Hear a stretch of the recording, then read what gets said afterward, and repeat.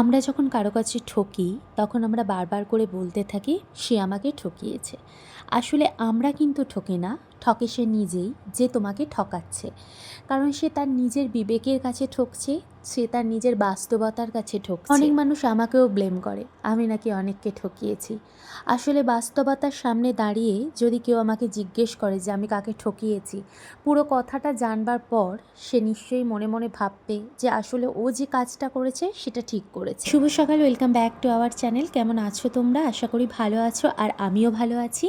আমার নতুন আরও একটি ভিডিওতে তোমাদের সবাইকে জানাই অনেক অনেক স্বাগত। ভিডিওটি শুরু করবার আগে একটা লাইক দিয়ে শুরু করো প্লিজ, আর তোমরা তোমাদের মতামত আমার কমেন্ট বক্সে জানাতে পারো। মানুষ যে যার মতো করে আমাকে ব্লেম দিয়ে যাচ্ছে, কেউ বলছে ভালো, কেউ বলছে খারাপ। আসলে মানুষের যে যার মানসিকতা যেমন, সে সেরকমভাবেই বলে যাচ্ছে। যার মানসিকতা ভালো সে আমাকে ভালো বলছে, যার মানসিকতা খারাপ সে আমাকে খারাপ বলছে। অনেক মানুষ আমাকে না জেনে আমাকে নানান কথা বলে, কিন্তু আসল সত্যটা না জেনেই আমাকে নানান কথা বলছে, আমাকে ব্লেম দিচ্ছে, আমাকে উল্টোপাল্টা কথা বলছে। আমার সাকসেস থেকে তাদের সমস্যা হচ্ছে। কথায় আছে, এতদিন যখন তুমি চুপচাপ বসে থাকবে তখন তোমার পিছনে একটা মানুষও লাগবে না, কিন্তু তুমি যখন উন্নতির শিখরে একটু একটু করে এগোবে তখন প্রত্যেকটা মানুষ তোমার পিছনে লাগবে। তোমার আপনজনরা সবার আগে লাগবে, তারপর দূর দূরান্তের মানুষেরা লাগবে। আর তখনই তুমি বুঝতে পারবে আসলে আপনকে আর আসল ভালো। তোমাদের সঙ্গে গল্প করতে করতে বাড়ির অনেক কাজকর্ম করে ফেলেছি। ছাদের আজকের ওয়েদারটা ছিল অসম্ভব সুন্দর। আর কি সুন্দর ফুলগুলো দেখতে লাগছে, দেখো গোলাপ ফুলগুলো এত সুন্দর হয়েছে, যেন মনে হচ্ছে তুলে আর সুন্দর করে সাজিয়ে রাখি। বেগুন গাছগুলোও বেশ সুন্দর হয়েছে। আর আজকের ওয়েদারটা কিন্তু ছিল অসম্ভব সুন্দর।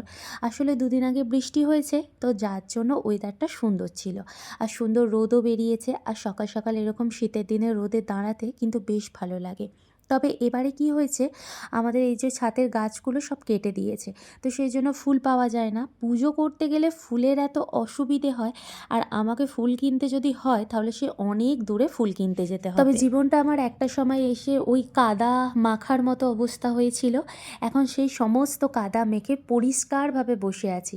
আর যখন পরিষ্কারভাবে বসে আছি প্রত্যেকটা মানুষ দেখে, তখন ভাবে এত পরিষ্কার হয়েছে, ওর পিছনে গিয়ে খোঁটা দিতে হবে। তো অনেকেই দেয়, কিন্তু সব কিছুতে আমি কান করলে আমি ভেঙে পড়বো, তাই আমি সব জিনিসে কান করি না। এক কান দিয়ে ঢুকিয়ে এক কান দিয়ে বার করে দিই। তবে হ্যাঁ, এটা না, সময়ের অপেক্ষা করছি। সময় যখন ভগবান আমাকে দেবে আমি সমস্ত প্রশ্নের উত্তর দেব। আমি একটা কথা বিশ্বাস করি, ভগবানকে আমি খুব বিশ্বাস করি, এবং আমি এটা মনে করি যে আজ ওদের সময় দিচ্ছে আমাকে বলবার, একদিন আমাকেও ঠিক সময় দেবে আমার সমস্ত বক্তব্য রাখার। উপর থেকে নিচে এলাম, এসে চা বসিয়েছি। আগে প্রথম আমি একটু কফি খেয়েছিলাম, তারপর ওই যে আনাজপত্র কাটলাম, আর এখন একটু বসাচ্ছি চা। এই শীতের দিনে যদি না একটু দুধ দিয়ে গাঢ় গাঢ় করে চা খাওয়া হয় তাহলে কিন্তু ভালো লাগে না। তাই চা আর দুটো বিস্কিট নিয়ে বসেছি, এখন এটা নাস্তার দরুন খাবো। কারণ সকালবেলা আমি তো সেরকম ভারী নাস্তা কিছু করি না, তাই মনে হয় এরকম হালকা পাতলা নাস্তা খেতেই বেশি ভালো লাগে। আর চাটা এখন প্রচুর প্রিয় হয়ে গেছে আমার।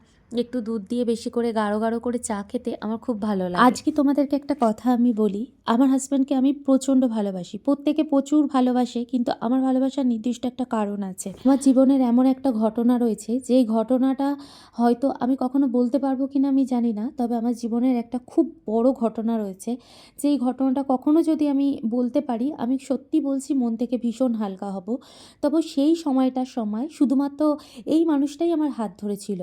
প্রত্যেকটা মানুষের জীবনেই একটা না একটা করে জীবনে কোনো ঘটনা থাকে, তো সেই ঘটনার সময় দিশাহারা লাগে, ডিপ্রেশনে চলে যায়, নিজের মানুষেরা হাত ছেড়ে দেয়, মাথার উপর ছাদ চলে যায়, পায়ের নিচের মাটি চলে যায়। যে কথায় আছে, সময় এলেই মানুষ বুঝতে পারে। এমন একটা সময় এসেছিল যেই সময়টাতে আমার মাও আমার পাশে ছিল না, কেউ পাশে ছিল না। এমন সিচুয়েশান একটা এসে গিয়েছিল যেই সময় শুধুমাত্র ডিপ্রেশন ছিল, আর শুধুমাত্র আমার মনে খারাপ খারাপ চিন্তা ভাবনা আসতো। এইগুলো থেকে শুধুমাত্র বার করেছে এই মানুষটা।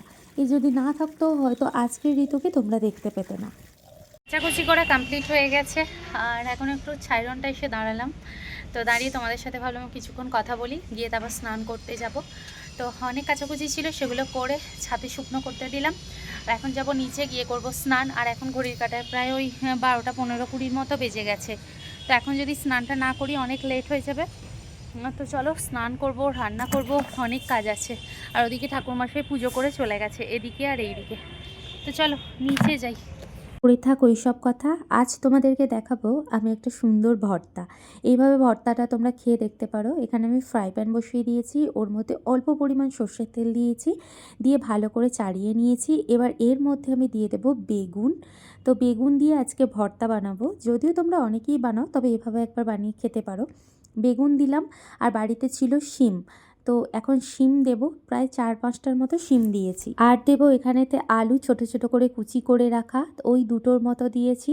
আর দিয়েছি গোটা একটা টমেটো, আর দিয়েছি চিংড়ি মাছ।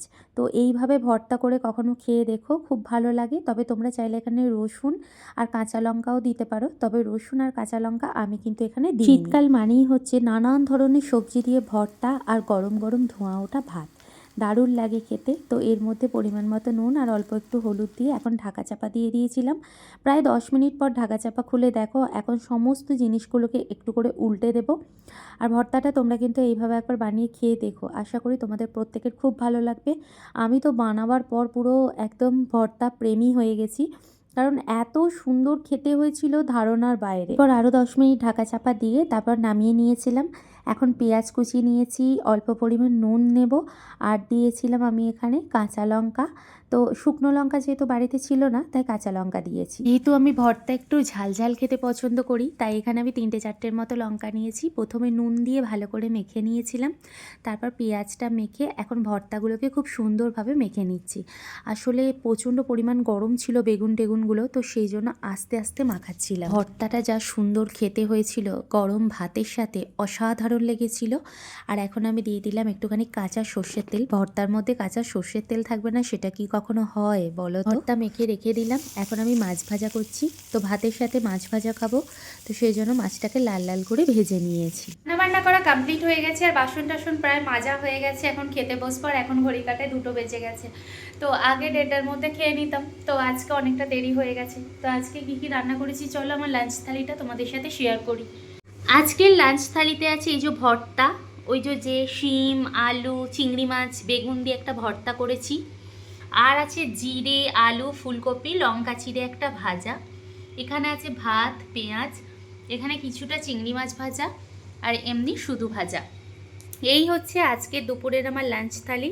তো চলো ভর্তাটা দিয়ে খাই, খেয়ে তোমাদেরকে বলি কেমন হয়েছে।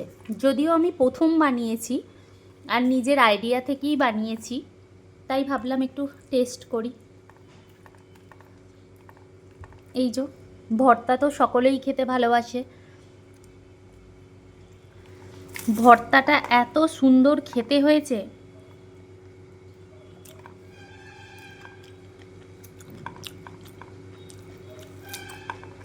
পুরোই খাওয়া দাওয়া করা কমপ্লিট হয়ে গিয়েছিল, তারপর একটু শুয়ে গিয়েছিলাম। আর এখন প্রায় সন্ধ্যে 7টার মতো বাজে, সন্ধ্যে দেওয়াও কমপ্লিট হয়ে গেছে। আর আজকে আমি গিয়েছিলাম হাঁটতে, তো হাঁটতে গিয়ে নিজের পছন্দের একটা জিনিস নিয়ে এসেছি। তবে অনেক দিন থেকে ইচ্ছে করছিল এটা খাবো খাবো, তো সেই জন্য রাতের ডিনারের জন্য এটা কিনে এনেছি। আর এদিকে আমাদের গোপুসোনাকেও খেতে দিয়ে দিয়েছি, আর ওদের সোয়েটার পরিয়ে দিয়েছি, কারণ প্রচণ্ড পরিমাণে ঠান্ডা পড়েছে, আর এই ঠান্ডার মধ্যে থাকলে ওদেরও ঠান্ডা লেগে যায়। আর এদিকে চায়ের সাথে খাবো বলে চাটাকেও বসিয়ে দিয়েছি। আর এখন ঢালবার পালা। সবার ফার্স্টে আমি ভাবলাম যে এই চাটনিগুলোকে নিয়ে নিই, আর এই জিনিসটা চাটনি দিয়ে খেতে কিন্তু খুব ভালো লাগে। আর এখানে একটা মেয়োনিজের সাথে সস দিয়েছিল, এত সুন্দর খেতে লাগছিল। আর এখানে ছিল টমেটো সস, আর সঙ্গে এনেছি চিকেন পকোড়া। এই যে চিকেন পকোড়াটা তোমরা দেখতে পাচ্ছ, এটা হচ্ছে একটা নতুন আর কি দোকানের চিকেন পকোড়া। অনেক দিন ধরেই ভাবছিলাম খাবো খাবো, তো আজকে আশাটা পূর্ণ হলো। গুড ইভিনিং বন্ধুরা, এখন প্রায় ওই সন্ধে তোমার 7টা 4 মতো বেজে গেছে। আর এখানে আমি একটু এই যে চা বসিয়ে দিয়েছি, তোমাদেরকে তো দেখালামই। তো এটাই এখন খাবো, আর কিছুই খাবো না। খেয়ে দিয়ে আর শুয়ে পড়বো, কারণ বাইরে প্রচণ্ড ঠান্ডা। তোমরাই জানলা দিয়ে দেখতেই পাচ্ছ, বাইরে কুয়াশা কুয়াশা মতো পড়েছে। তো চলো চাটা ছেঁকে নিই। এই হচ্ছে আমার রাতের ডিনার, চিকেন পকোড়া আর লেগ পিস, আর সঙ্গে আছে চা। চায়ের সাথে চিকেন পকোড়া খেতে কে কে ভালোবাসো অবশ্যই কমেন্ট বক্সে জানিও। তো বন্ধুরা আজকের ব্লগটা এতটুকু, কেমন লাগলো অবশ্যই কমেন্ট বক্সে জানিও। আর ভালো থেকো সুস্থ থেকো, আবার দেখা হবে নতুন একটি ভিডিওর সাথে। ততক্ষণের জন্য বিদায়।